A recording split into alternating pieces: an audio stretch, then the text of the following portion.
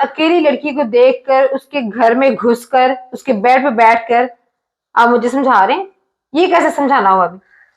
देखे बहन, कोई भी भाई ये बर्दाश्त नहीं कर सकता कि कोई भी बंदा आए और उसके कमरे में बेड में बैठ जाए।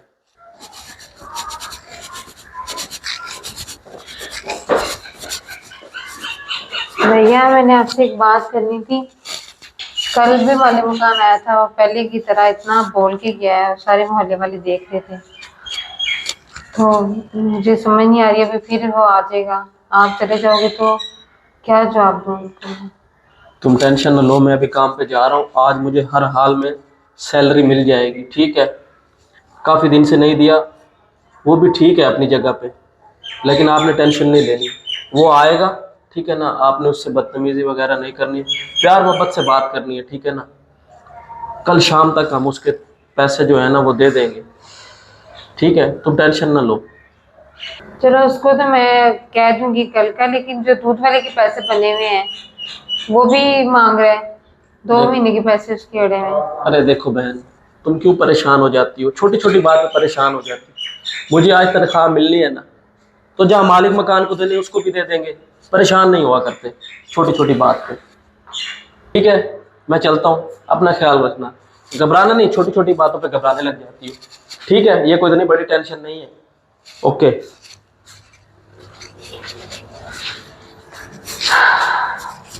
अल्लाह करे कि भैया के पास पैसे मिल जाए।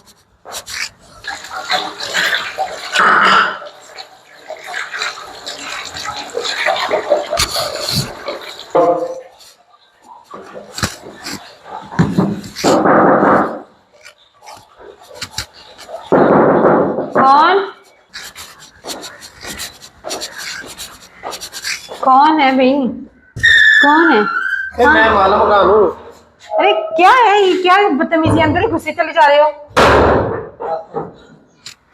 अंदर चलो। अजीब आदमी है ये। अरे अरे, क्या बदतमीजी, आप घुसे चले जा रहे हो मेरे कमरे में। ले, क्या मतलब? मेरा अपना घर है तो मैं अपने घर में नहीं आ सकता? तो हम इसका किराया भी करते, फ्री में नहीं रह रहे, ठीक है ना। कैसे बैठ गए आके आप? मुझे पता है तुम किराया किस तरह देते हो, कितने टाइम पे देते हो। कि मैं घर में अकेली हूँ, ये आपका कोई तरीका नहीं है। क्या आप गुस्से चले आ रहे हैं अंदर? ठीक है, मोहल्ले वाले क्या सोचेंगे मेरे बारे में?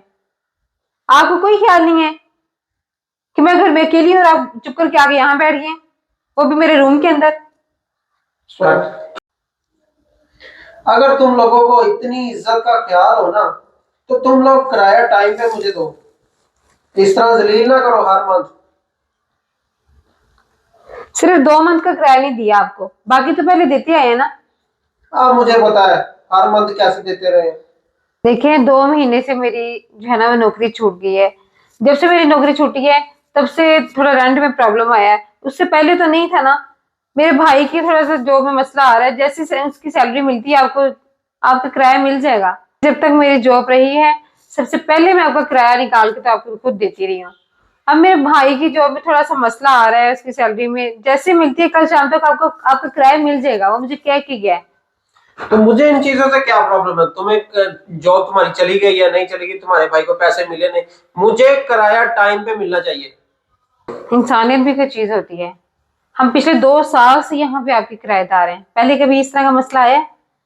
ये 2 महीने से सिर्फ थोड़ा सा मसला हुआ है तो आप यहाँ घर तक पहुंच गए हैं। देखो, बात इंसानियत की नहीं है, बात है समझाने की। आप मुझे समझाने की बातें कर रहे हैं? एक जवान अकेली लड़की को देखकर, उसके घर में घुसकर, उसके बेड पे बैठकर आप मुझे समझा रहे हैं? ये कैसे समझाना हुआ अभी? देखो, पहले तो मैं माजरत चाहता हूँ तुमसे कि मैं बगैर इजाजत तुम्हारे कमरे में घुसा हूं। अगर मैं ये ना करता तो शायद मैं पर्दा ना उठा सकता तुम्हारे भाई के करतूतों से। क्या मतलब, कैसा पर्दा? क्या कहना चाहते हैं आप? देखो, जो तुम्हारा भाई है ना, मुझे नहीं लगता उसे तुम्हारी फिक्र है, क्योंकि जैसा उसे आज सैलरी मिल रही है तो वो तो पैसे लेके घर तो आया नहीं है, ना उसने मुझे किराया दिया है। और जहां तक मुझे लगता है कि वो पैसे लेके जुए में उड़ाने के लिए चला गया। क्या? जी हाँ, क्योंकि पहले भी मैंने उसे देखा है कि वो जुआ खेलता है और सारे पैसे जुए में उड़ा देता है, और उसको इस बात की कोई फिक्र नहीं है कि उसके घर में एक जवान बहन बैठी हुई है।